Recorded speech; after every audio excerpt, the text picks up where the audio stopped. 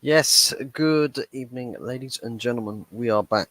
It is the day after what many Manchester United fans right the way around the globe would probably agree on if we were to say was could be remembered as one of the worst days in this club's history. Um, that probably being the you know, second, maybe third worst day in United's history. The takeover in 2005, that's up there, as well as the Munich air disaster, and all of these different things throughout the club's history. But the significance of what yesterday was, the significance of what it represented, is a future that is uncertain, a future that is not guaranteed, and a future that doesn't carry promise. It doesn't really carry promise. It's a lot of talk, a lot of trying to sell the project. People talking about what's Sergeant Ratcliffe going to be all about. I see with Anthony John here comments just before going live. Big ups to you, Anthony John. Good to see you. Um, Thoughts on the latest Ratcliffe news? Ben Jacobs did a big thread on it all earlier today.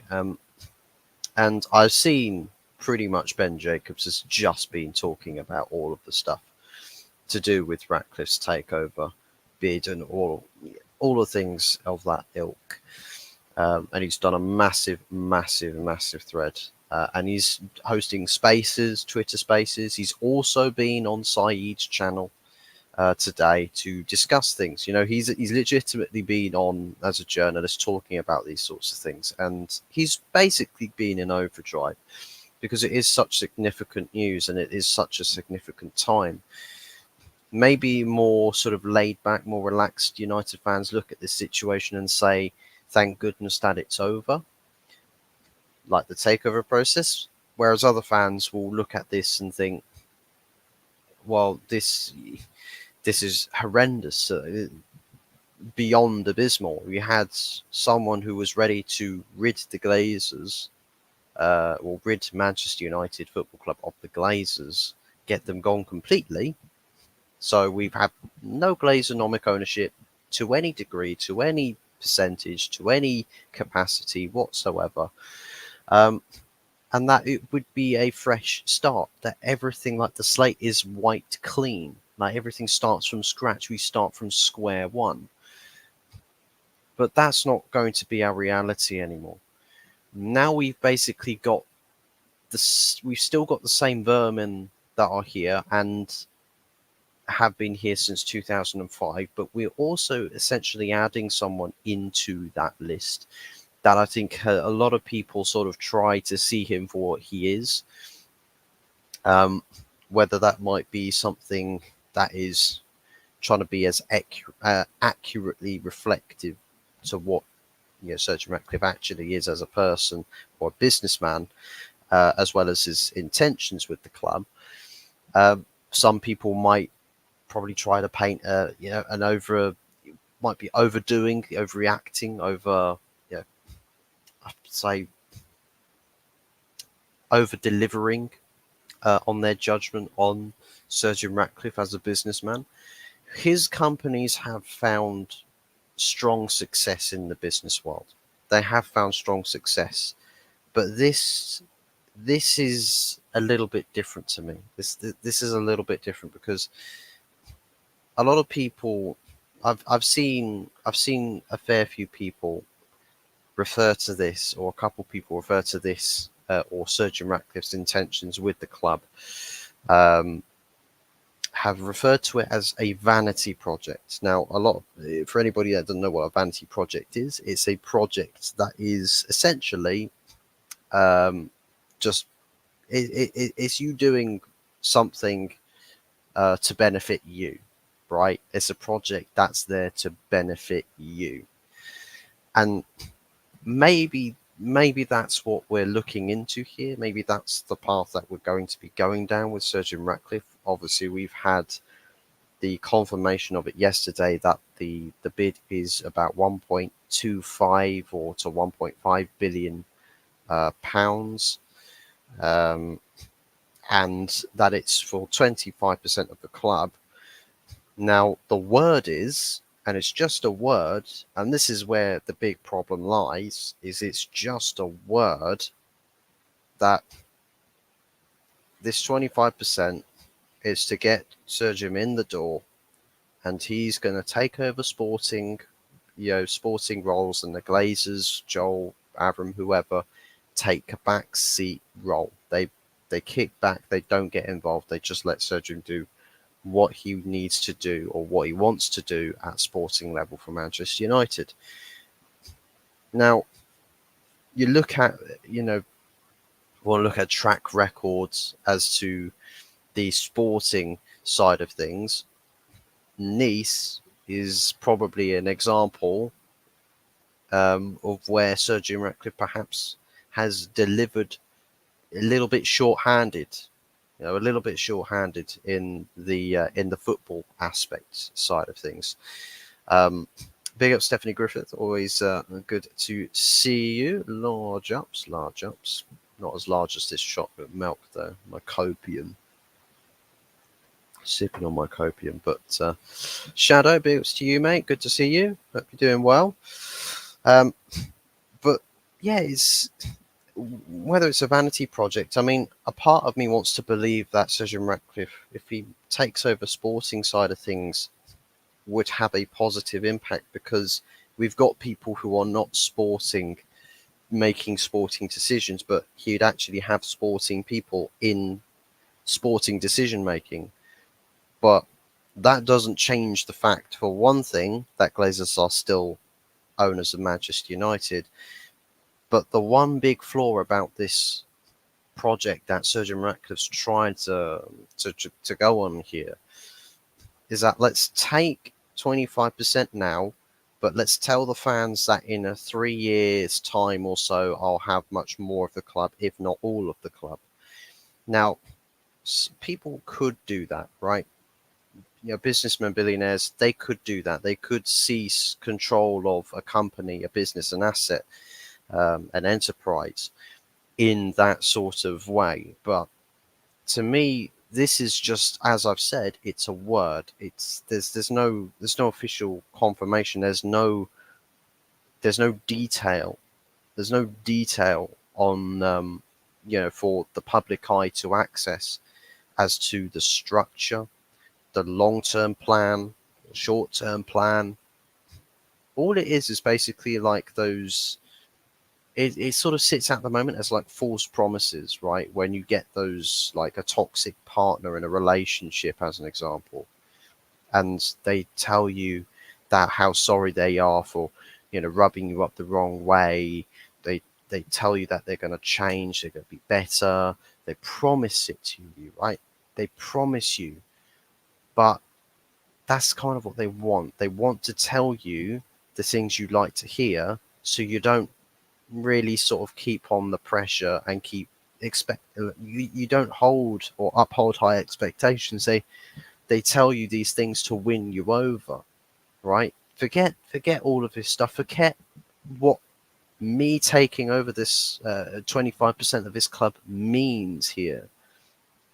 And to be honest, whether you want to, I mean, there's multiple levels on which you could deep dive in the assessment to this, right? There's multiple ways in which you can deep dive, or multiple levels.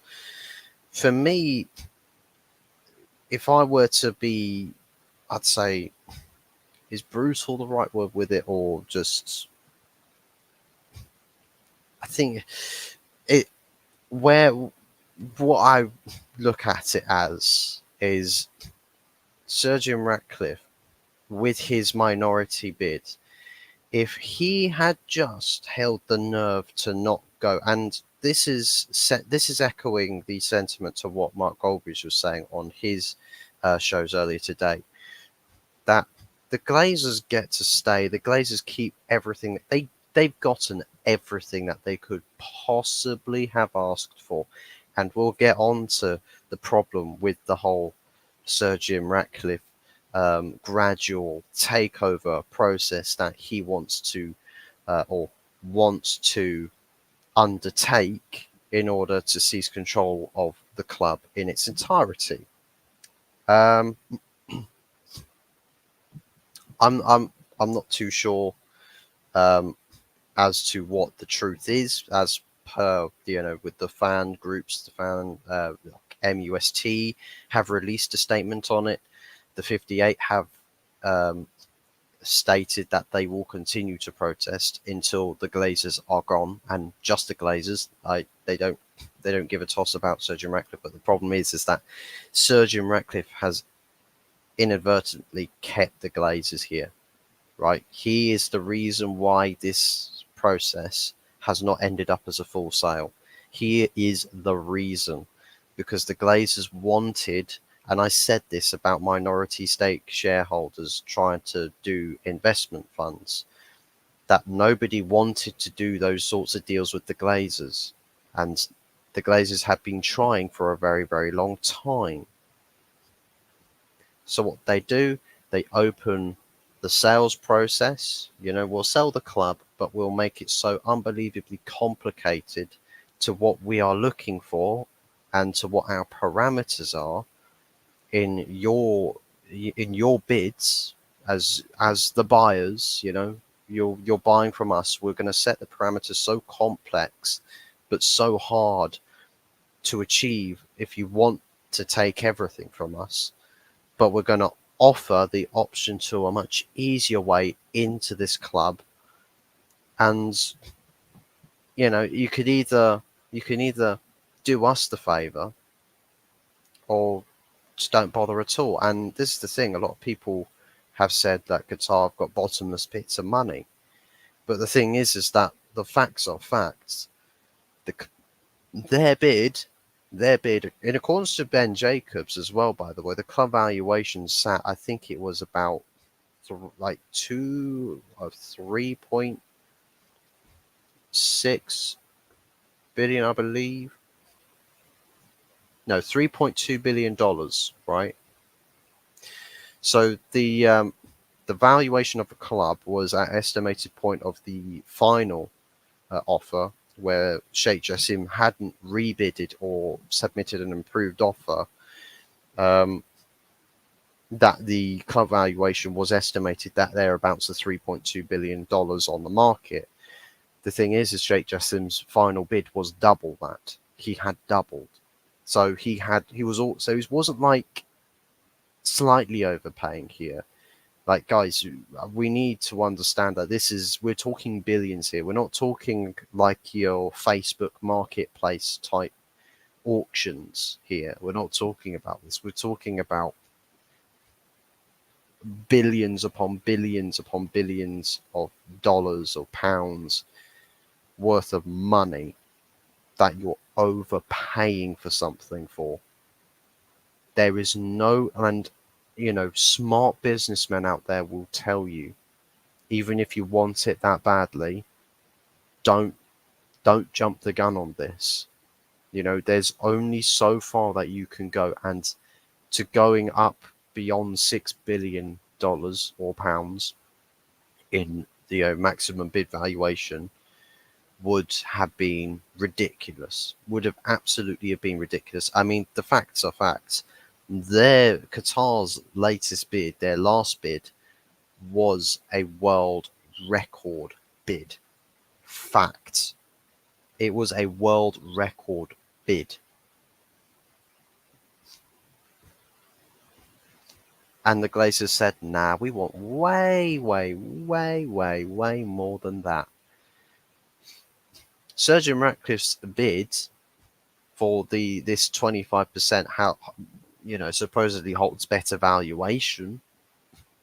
Supposedly holds better valuation than what Sheikh Jassim's bid was. But this is the thing, is now you're in the door. Where is it? Are you going? Like, where are you going to take this now? Where are you going to go with this now? Because your word is that you're going to take portions of the club, you take more percentages over time, as time goes on, and slowly rid the Glazers out of the club. That's what your word has been, since you initiated minority, the minority stakes. Now, you've really shot yourself in the foot, because what's saying that the Glazers get everything they want, which they have with this minority bid. Step one is complete for the Glazers. Now you've got to put in all the money, all your money, to get this club up to speed, renovated, all of that, all the things that need to be sorted out. The Glazers don't pay one penny. The debt's not going anywhere, right? So you're still going to have money to pay off to people for a very, very bloody long time. And the thing that I think is most bothering to me is, you might get the renovations done and club valuation could increase, right? It could go up. It's possible. But then you buying further shares off of the Glazers just got that much harder. That much harder. Because maybe the Glazers say, well, you know what, now that we've got to a good valuation, I don't think, we don't need to spend any money. We've got you here. We've got you here, Jimbo. You're here to pay off all of our bills. We don't have to do anything. So now, this creates a new problem for Sir Jim Ratcliffe, but also the ownership structure moving forwards. Because, Jim, you might want more percentages over the coming years. John and Abram can say, well, fuck you, mate. We still got majority ownership. We don't have to do jack shit for whatever you want. We're going to sit here and keep a hold of what we have. We ain't going anywhere. And you can sit there and enjoy it. You can like it. You can smile at me and like it. And what's Sir Jim going to do? What's he going to do? Create a Twitter post or something? Is he going to go on a Facebook Live and express his frustrations? I mean, you've created problems. You've actually created your own problems, and this is the problem, because the Glazers, Qatar walked away because the Glazers said, "Nah, we're not. You want this club? I know that you've probably bid way beyond what's realistic here, but we don't care. We don't care. Now we've got Sir Jim over here. We're going to say, well, off you go, back off to the Middle East you go, little cretins. And now we're going to make Sir Jim Ratcliffe our bitch. I mean, what's stopping them? Realistically, think about it. What is stopping them? They've got the guy that's going to deal with the financials for them. The pressing finances, what Sir Jim's there, he's sorted it out for him. So the Glazers can be even more of more like blood-sucking leeches, because the money's there now. The money's there, and if Sir Jim Ratcliffe's investments, improve club valuation, what's next? The Glazers start taking dividends again, but they're backseating now. They're backseating, so the guy that cares, right, is not taking money from the club, right, or the guy that cares, this quotations here, he might literally just be doing it for the whole same sake of what, the Glazers are owning Manchester United for, and it's solely to make money. So yeah, we're in dire straits. The board meeting this Thursday, I believe. You watch Arnold and Murta go into job preservation. And yeah, job preservation mode. Brown nose FC. Like, I mean, John Murto is done, right? Under any circumstances, John Murto is finished at United. He's gone. He's absolutely gone. If if Ratcliffe takes over, he's not staying. Richard Arnold should be gone, and he probably won't go for an extended period of time. To be honest, I'd want to see. I'd want to see someone else, someone else come in instead, replace Richard Arnold, get someone else in.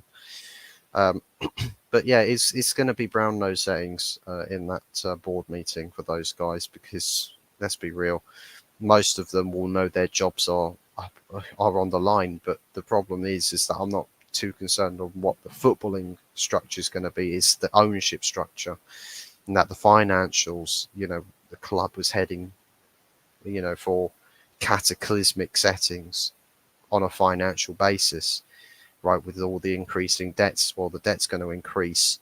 You might get a nice footballing side in Manchester United, but what about everything else beyond that? What about everything else beyond that? It's not looking good. It's not looking good, man. Kudos, good to see you. Fresh Cuts Fuzz, I'm talking about your hair, not your wrist. If there's any confusion.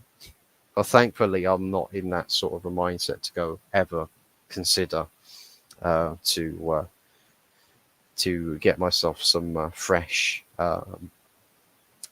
wrist cuts. Thankfully, I'm not in that frame of mind. But yeah, literally, haircut done about an hour before going live. About an hour and a half before going live. So this is very, very fresh, very, very recent. And yeah, this is cut by my mother too, so she's done a good job. She's done a good job. Haven't had it this short for a very, very long while, though, to be fair, but she has done a very good job. So big ups to Mama Fuzz for the haircut. Plus, she does it for free as well, so I can't complain. Can't complain at all. But yeah, do be sure to get your chats in, people, and leave your thoughts and your verdicts about this. These plans of Sir Jim Ratcliffe. Let me know what your takes are. Are you feeling optimistic about what Sir Jim's promising us? Are you optimistic that perhaps we might get some competency at higher footballing levels in the footballing structure of the club to see us potentially go back to winning trophies? Or do you think that it is just all smoke and mirrors? Do you think it is just, like what some people have said, vanity projects for Sir Jim Ratcliffe? He's not here to really be the local Manchester lad, the lifelong United fan. I mean, let's be real. If a lifelong United fan, yeah, in recent history, he's tried to buy Chelsea, failed. He's tried to get a seat in Barcelona's camp, and failed. And lifelong United fan could have offered this deal to the Glazers at any point before now, and he didn't do so. So, but anyways, we will give you a boost from what I know, but I'm not sure if he has majority stake or not. He has not. It's a minority stake. Minority stake. Man went from initially full bid for the whole club to majority stake shareholder to partial stake shareholder to minority stake shareholder. So have you noticed how the Glazers have just chopped him down at the knees with each step to get him get you cornered into that tiny little corner down there, this little insignificant corner, right? That seat that sits right in the very corner of the disco room? Yeah, you go and sit over there. That's the seat that we'll let you have. That's what the Glazers have done. So they know that Sir Jim Ratcliffe wanted so desperately to get into this club, right? They know that. So what have they done?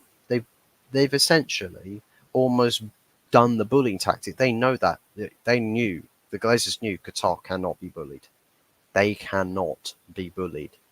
Sergeant Ratcliffe can, and that's something else that you've got to be, United fans will need to be wary of, is that the Glazer family managed to manipulate Sir Jim into just lessening the significance of his bid, his percentages and all of that stuff. They've managed to get him to just lower. No, no, actually, we want you to lessen your control a little bit more. It's a little bit more, a little bit more. There you go. There you go. And we'll say to the fans, right, that we'll let you have more percentages down the line, but we won't share the public release details with the fans. We won't do that because if we showed them, right, then there would be problems. There would be problems because it might sell one of the parties down the river, and that's what's the concerning thing about this, is that Manchester United probably won't do a public release on the details. MUST, the Supporters Trust of our club, has demanded that they specify, that Sergeant Ratcliffe and all Glazers or whoever specifies very clearly and very detailed in black and white what are the specifics of this takeover, what is the structure of this deal, what is the longevity of this deal, what's the terminology, or not terminology, but what lies from short to long terms here, like what are the specifics of this. And it's got to be down to the Ineos group, Glazers, whoever, to actually communicate here. And I mean, if they don't communicate, then obviously that means that can mean problems. It would mean problems. In that case, I think it's nothing significant. I feel sympathy with the United fans right now. Not a fun place to be. By the way, is there any rumours of Jassim looking at another Premier League club? Not from what I've heard of. I know the latest club that he has been linked to was Inter Milan. And I can't imagine, like, the thing is about Qatar is that people have mentioned about the business, I'd say the business etiquette or the business, trying to think of the word here, the business. I think just the essence of the success around Qataris conducting their business, and that Qatar don't really lose things. Like, they don't really lose when they want something badly. They don't ever lose. But we've just witnessed them lose to someone who's not legitimately gone toe to toe with them, but he's lost to someone that's just given the seller whatever it is they want. Anything you want, we'll give it to you, right? And it's such a shame because Qatar would be new owners of Man United. They would be new owners of Manchester United if Sergeant Ratcliffe just did not go in for minority stakes or partial stakes or even majority stakes. Playing around with percentages. The second you played around with percentages, straight away the Glazers, oh yeah, we've got him. We've got him now. Straight away. And I mean, it's the devil's in the detail with this. Looking back at it in hindsight, the devil is in the detail about the journey in which, or the process that Ineos, the Ineos bid has undertaken to get to this point, and how it's really sort of cut corners in a race with Sheikh Jassim, when Sheikh Jassim looks like a really talented racer. It's like an F1 driver. Let's say Max Verstappen, for example, is the Sheikh Jassim. He's racing, he's driving the race, and the team Glazer, will look to pick the racer that finishes first, or who they perceive as the faster driver. So Sheikh Jassim's Max Verstappen, he's going around the circuit, he's taking all the corners, hitting the apex perfectly, really good pace, fantastic drive, and everyone's just like, oh wow, Max Verstappen, yeah, he's the perfect choice. Then you could have what's his face, Raghunathan. I think his name was Mahavir Raghunathan, that Indian. I think he was an Indian driver that raced in like Formula 2 and was so shambolic, so absolutely unbelievably bad. Mahavir Raghunathan. And this guy that is so bad at racing, instead of taking the corners and hitting apexes, man's cutting out half of the circuit by doing shortcuts and drive. You know, like you see in Formula One, the Formula One games, right? Where you get dirty drivers that just literally cut off half the corner and just ram into someone side on. Like it's like that's what he's doing, right? But he goes around the circuit, he finishes 10, 20 seconds quicker than Max Verstappen, and everyone can see it. But he's just cut all of his corners. He's cut all of his corners. That can't be fair. That can't be legit. No, no, Charles. That can't be. That can't be right. But Team Glacier don't care about how you got there, as long as you look like you are fast. So they pick Mahavir Raghunathan. So now Max Verstappen goes to another team, and then guess what happens? Goes and wins the Drivers' World Championship. Mahavir Raghunathan is busy, barely making it to the starting grid because man keeps spinning out in qualifying or DNFing in qualifying and damaging the car so badly that the mechanics cannot get that car fixed up for race weekend for the Grand Prix. Raghunathan in the corner cutter. Oh my god! I remember watching some Aussie YouTuber making a documentary about it. It was honestly hilarious. Them criminal corner cuts at heroics at Maribor. Was it Maribor? That first corner at Monaco where man goes through the pit lane. He cuts into the pit lane to just miss the first corner. Absolutely hilarious. uh, the fact that he racked up penalty points as well for all of these infringements, like love it, absolutely love it. Geordie, hello mate, what's up? What's up, man? Good to see you. Hope you're doing well. Yeah, just trying to chill out, try not to, rile myself up, trying to see, as the life of Brian once taught me, to always look on the bright side of life. Thankfully, I'm not pinned to a cross and sat somewhere in the Middle East, thankfully. And I'm sure that if I were to be hit by a bus tomorrow, God only knows where I'm going to get hit by a bus from because I ain't going anywhere. But that I won't be resurrected on the third day. So, yeah, it's kind of like trying to stay positive, right? It's trying to stay as glass half full as I possibly can with these things. But yeah, Ben Jacobs essentially trying to sort of give the clear-cut details on what is going on with this takeover thing. He's currently hosting a Q&A at the moment, but supposedly what's going on is Ratcliffe wants eventual majority and sporting control immediately. But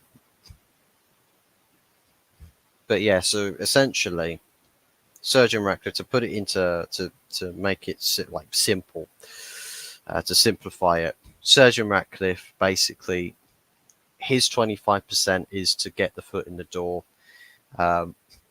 He wants the sporting control because he wants to see the team improve. He wants to see the team be successful. He wants to make those changes to Manchester United, but then the long-term goal is to take majority ownership and then eventually seize control, full control of Manchester United, which could take 3, 5, 10 years. To be honest, I don't know how long Ratcliffe's got left to live, to be honest. the Glazers will most likely outlive him. That's what's going to be mental, as if the Glazers are legit still here by the time Sergeant Ratcliffe kicks the bucket. Like, if they are still here by that point, that would be the most unbelievable, like, unbelievably painful thing to bear as a United fan. But the problem that we have as United fans about this, proposed, Sergeant Ratcliffe control, sporting control, take majority ownership and then cease the full ownership of the club at a later date. There's one big problem with that, is you're dealing with the Glazers. You're going to need to pay them more money further down the line. There's two things here, is that one, the Glazers might choose to not. They might legitimately choose to not sell any more of their shares. Two, Sergeant Ratcliffe might just be happy to sit there with 25%. So his whole, I will eventually claim full control of the club, would just be absolute complete and utter baloney. So Sergeant Ratcliffe is 70 years of age at the moment.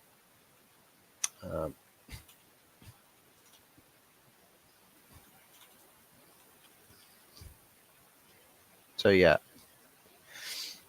Sergeant Ratcliffe is 70 years of age.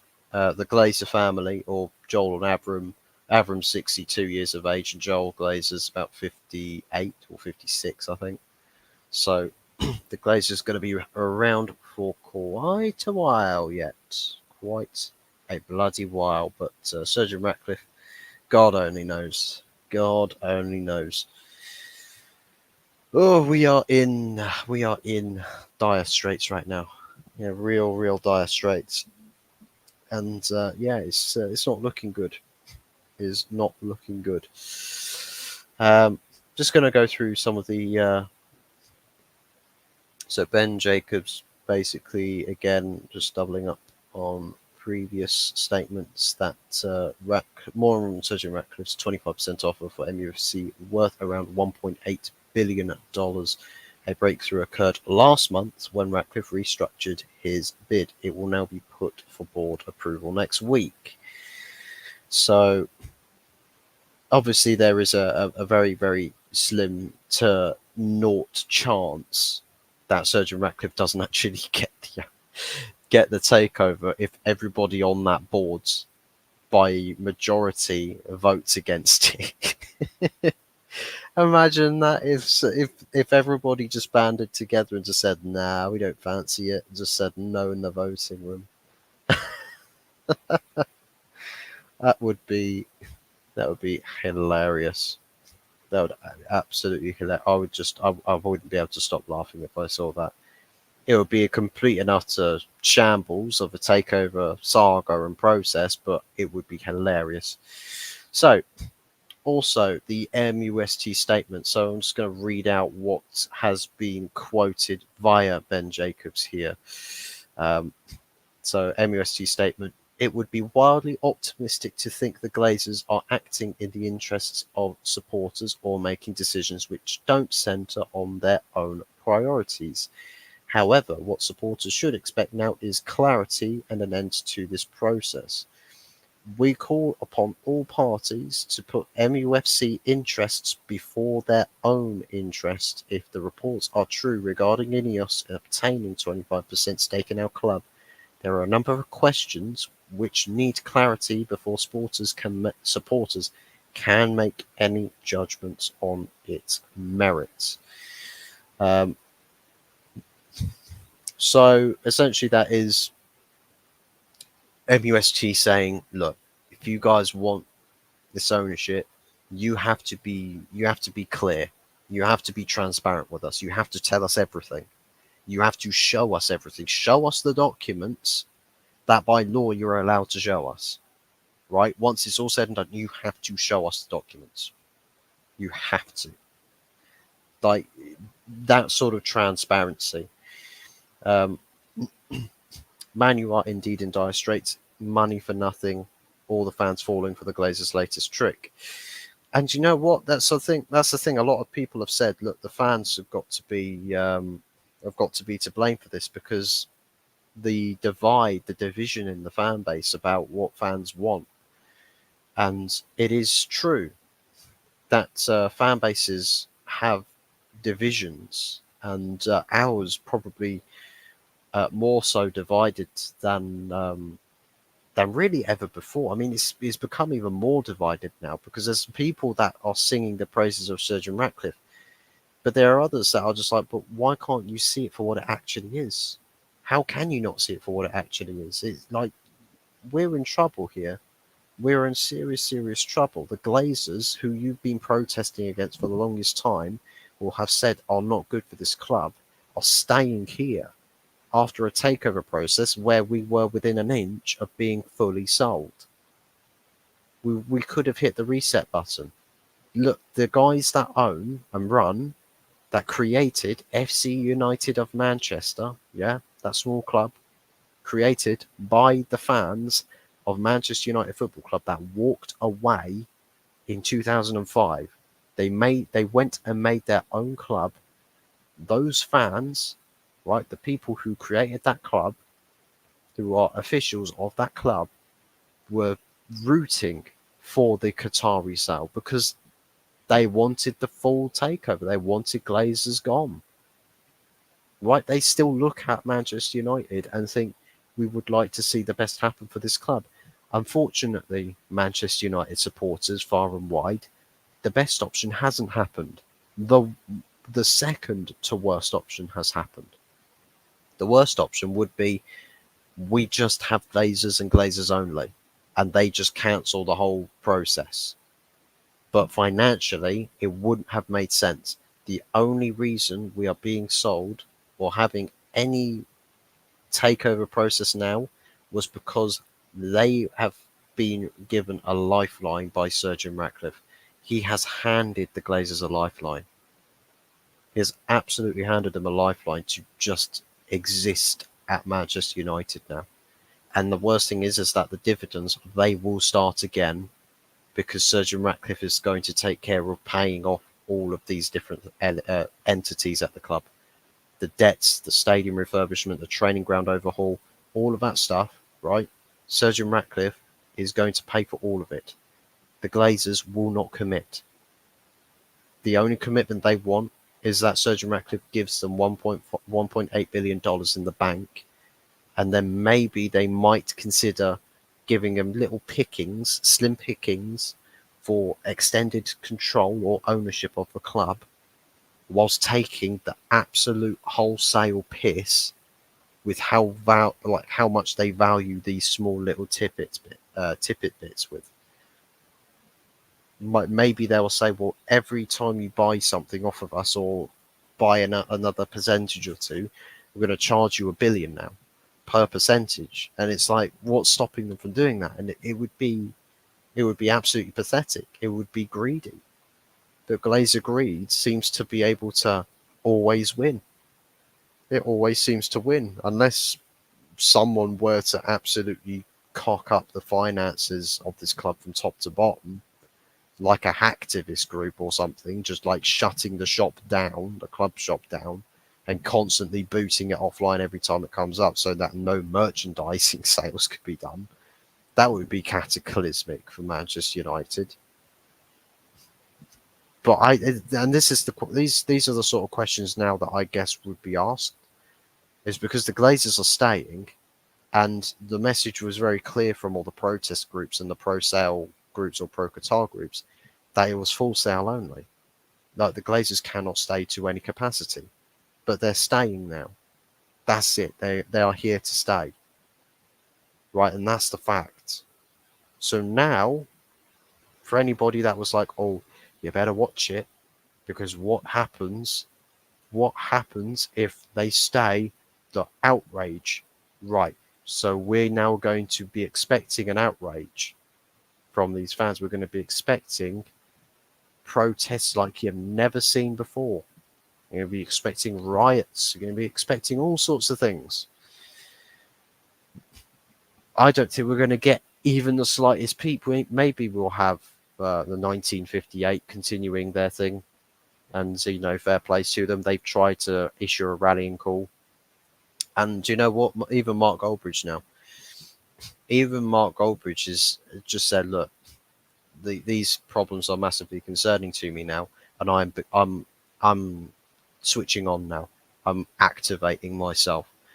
Like he's now saying he's speaking to people from all different channels, in all different businesses, outlets, everything, to figure out what can be done to rid the Glazers from this club, to get them gone. Because the fact that they are staying, and it's Surgeon Ratcliffe's bid is the reason that they're staying here. But the fact is now is that the Glazers are still here. That's the fact now. We have to find a way to get them out. We have to.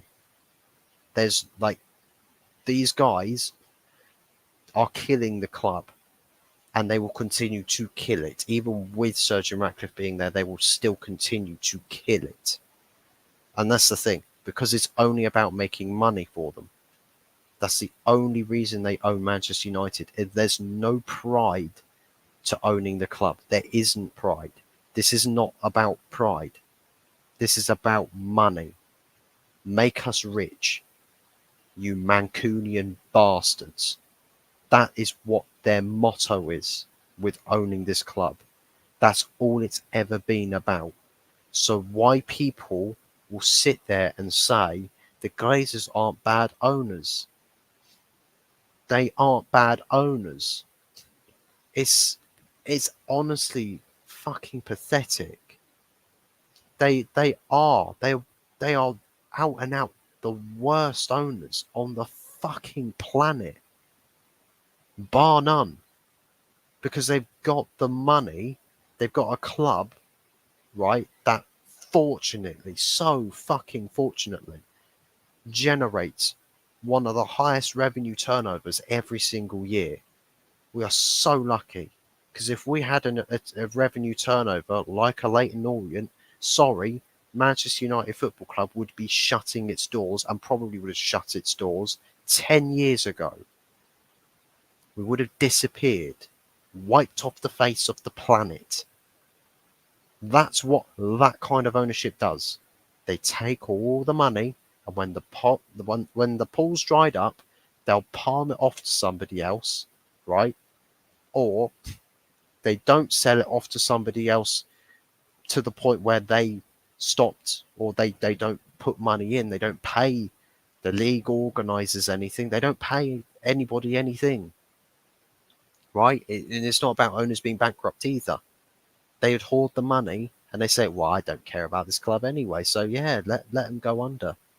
I'll let my entity go under. I mean, it's not like I would have made tons and tons of money from selling it anyway, so I'll just go and grab myself another business from all the money I've made off of this one. No, that's the sort of boat that we're in with these guys.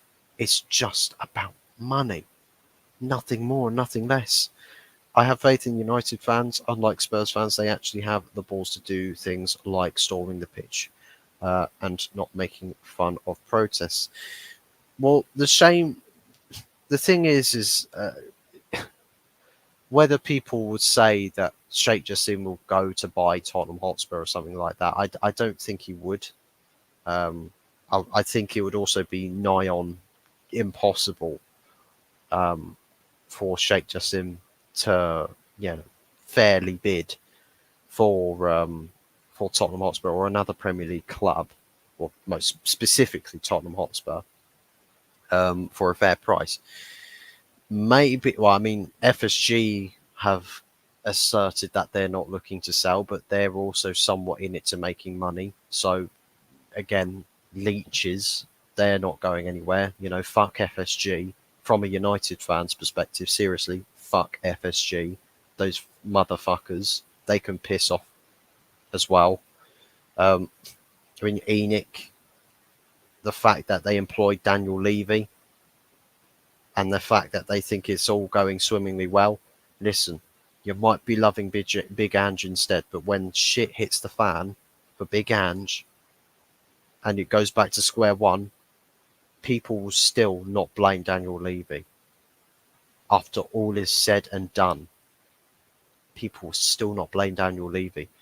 Like owners of clubs in this country and their irresponsible decisions, it's like Manchester United are showing the world at what happens when it goes too far on the highest scale, when it goes too far.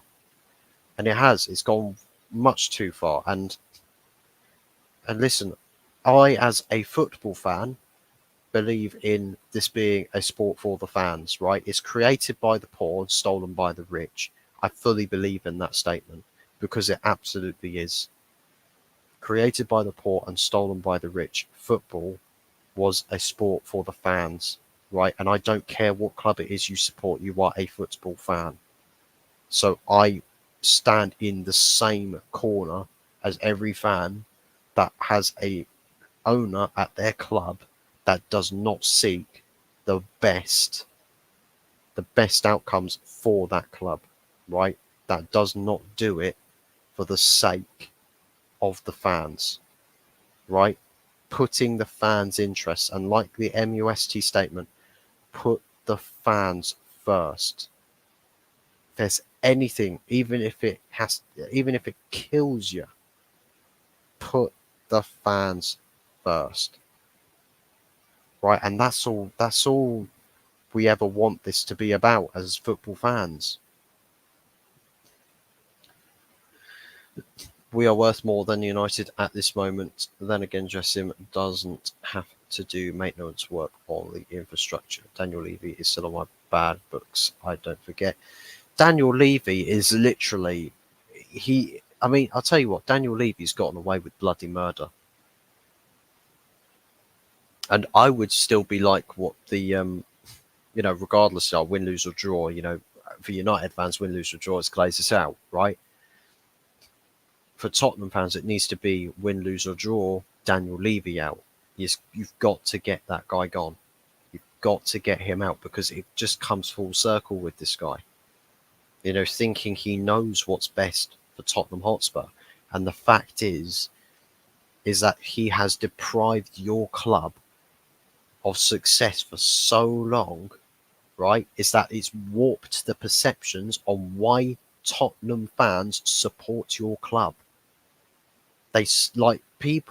Tottenham Hotspur fans sit there and they say, I only like Tottenham because I don't care about the trophies. All I want to do is watch good football.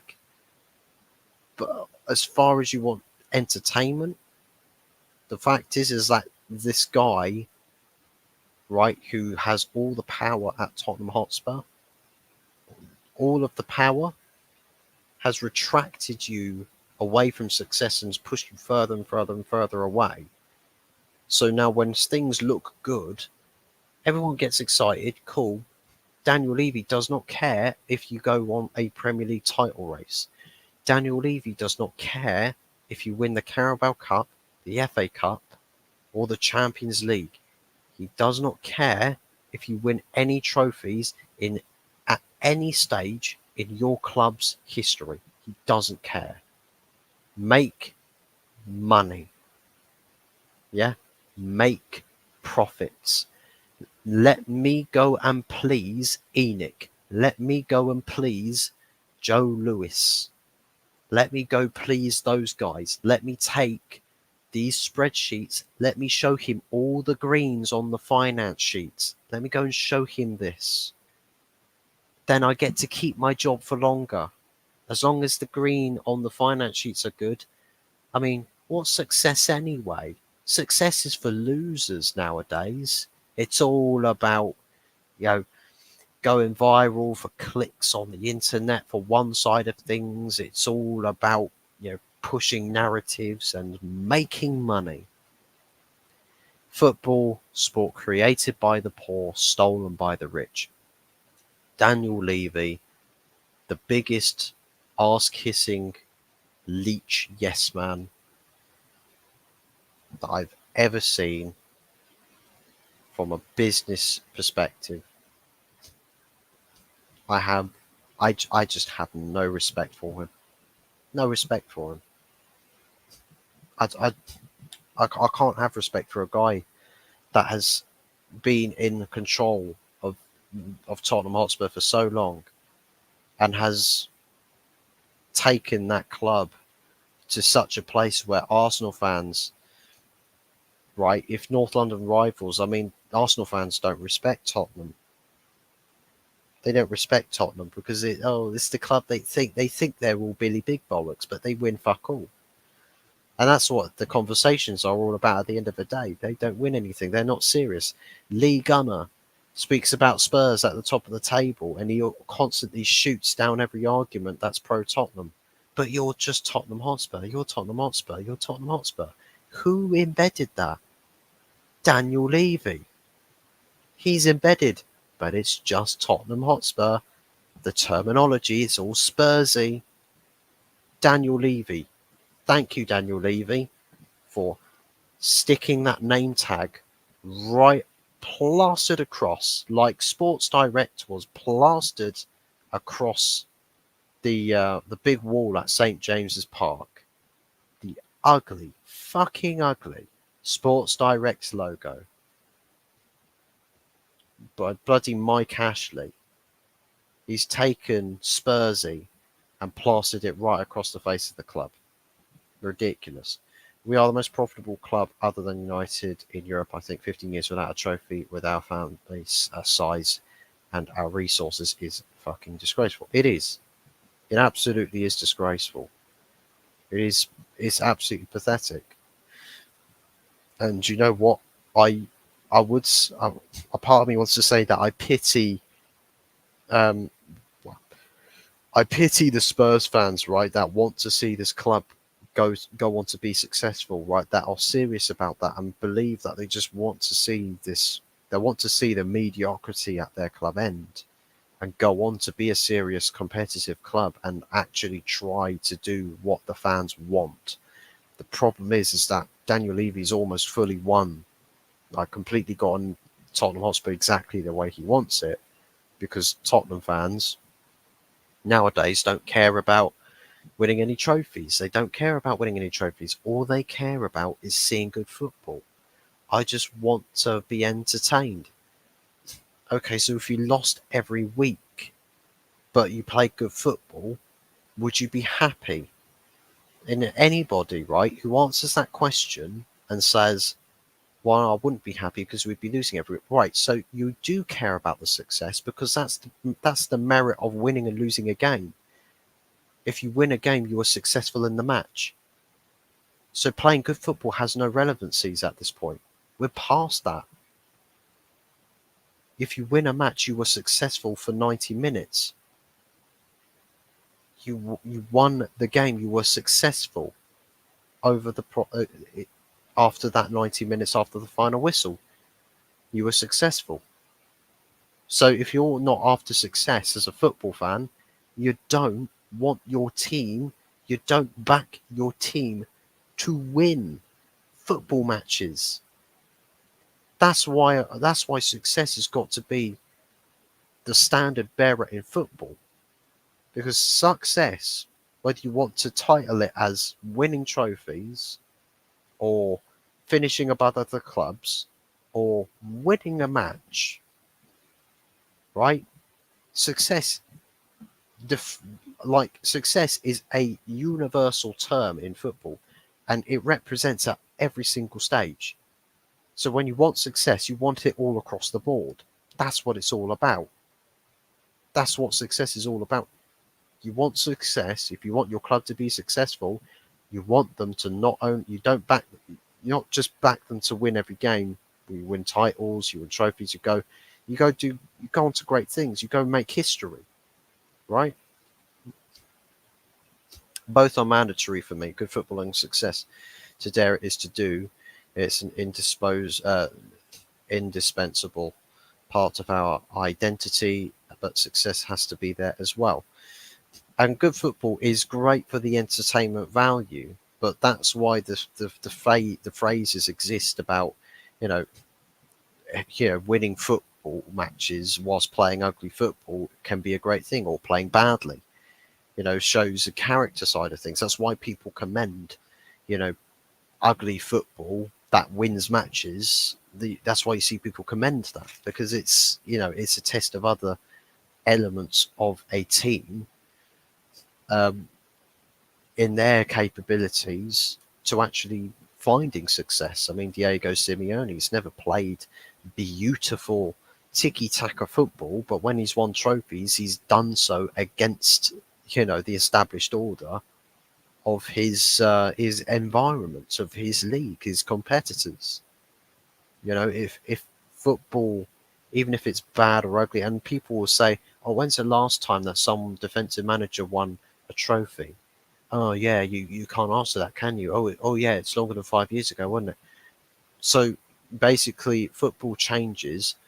The ways in which you need to win a match change, and the methods that were great to winning titles back then, you can win them now. But look at the balance in which how serious teams are compared to the teams that not only play good football, but they put success as number one priority, right? And even Real Madrid don't play beautiful tiki-taka football and absolutely own teams off the park. They just don't do that. They play some good football here, some good football there, some average football here, some average football there. But number one, the rule to existing in Real Madrid, is that you put success as priority number one. That's why Real Madrid, just you can't find a club bigger than them in the world. Biggest club in the world for me, Real Madrid, the biggest club in the world. But but it is what it is. Unfortunately, it's just kind of the way that modern football has kind of gone nowadays. All right, mate. All right, you long-haired Yeti. Hope everything's well with you, mate. Hope your head's healing okay. Hope everything's sort of recovery's going all good with you. I've had my fair share of clattering my head into things whilst falling downstairs. It's not a fun ordeal. Even though I was kind of a bit of a nutjob idiot back in the days. At one point, willingly jumped down the stairs headfirst into my front door. That was interesting. God only knows why I decided to do that, but there I went and did it.